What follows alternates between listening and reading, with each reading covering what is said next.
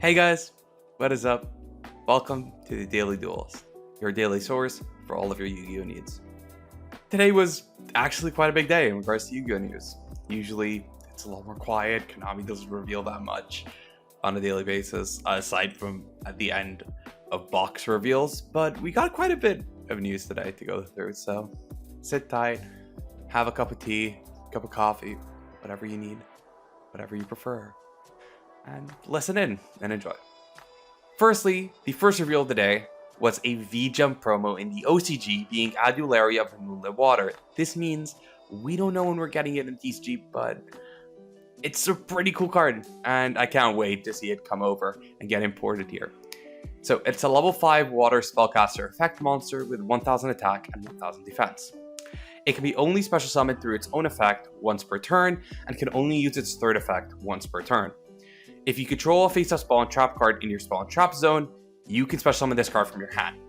Its second effect increases its attack and defense by 600 for each face-up spell and trap card you control.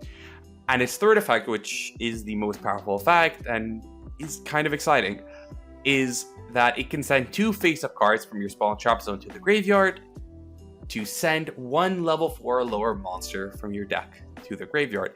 This effect is really cool.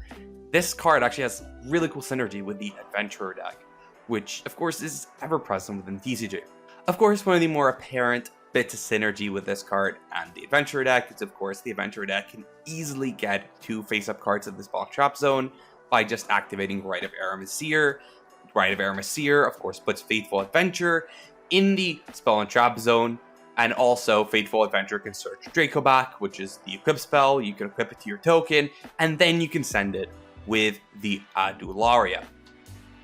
So it's really cool. One of the first things I thought of in regards to how I could use this with an Adventure deck is to send Jet Synchron to immediately get your Synchro plays going.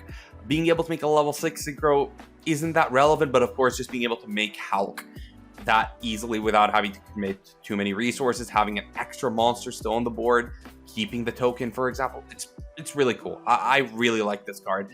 I think it has quite a bit of potential, and you know, hey, we finally get a good VJUMP promo again. It's been a while. Secondly, the second thing revealed today was the next main set being Photon Hypernova. Photon Hypernova is going to be the next main box, just like Power the Elements, Chaos Impact. I don't know what Chaos Impact was the first one I thought of after Power the Elements, Battle of Chaos, and so on and so forth. It's another main box. It'll be released in the OCG on the 15th of October, 2022.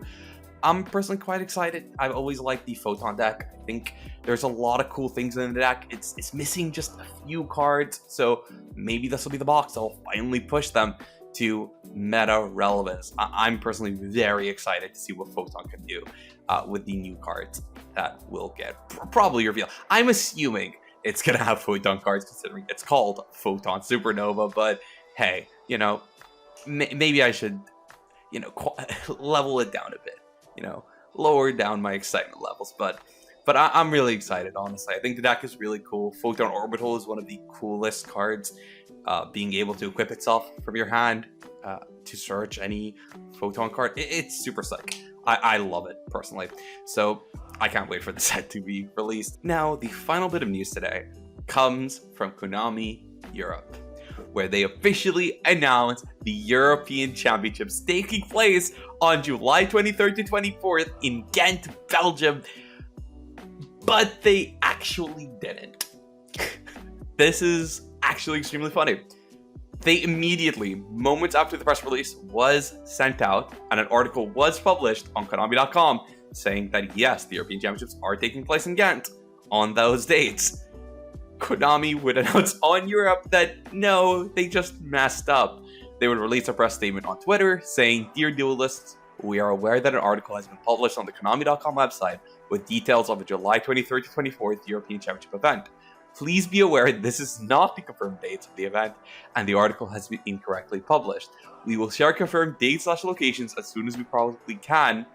Thank you for your patience, understanding, and your continued support of the Yu-Gi-Oh! Trading card game.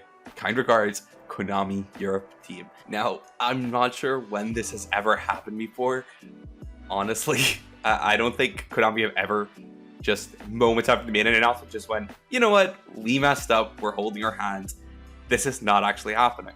To be fair, I know a lot of people are very happy that it's not taking place in Ghent anymore. Ghent isn't really a big city, there isn't really much to do in Ghent, and it's also pretty far away from a lot of places in Europe. For example, Italy, all the Italian players have to make a pretty massive journey just to get to Ghent. Yes, it's not as far as, for example, Utrecht, but it's still pretty far away. At least Utrecht, you have a bit more to do there. But the main point is, I know a lot of people are very happy that, of course, that was reneged. They aren't going to Ghent, or at least that's what we can assume so far, that it may not happen again. It may still happen again, but it's probably not happening again. But anyways, I'm personally very excited to know where the European Championships are going to be hosted. I didn't get my invite yet, unfortunately. I really wish I did. Maybe it would have shown up, but it's still going to be an exciting event. It's a really cool replacement for the World Championships, which we can't have this year due to COVID still, existing. But it's still really cool. I'm really excited for it. So that's about it in regards to the news today. I hope you guys enjoyed. If you did, please click subscribe, like, comment, do whatever you want. Any of it supports me.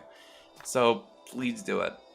I'm hoping to provide daily Yu-Gi-Oh news for you all, just to be a daily source for it. Somebody you can go to every single morning and just find a video published and watch it. So yeah, if you're interested in that, again, click subscribe. I would very much appreciate it.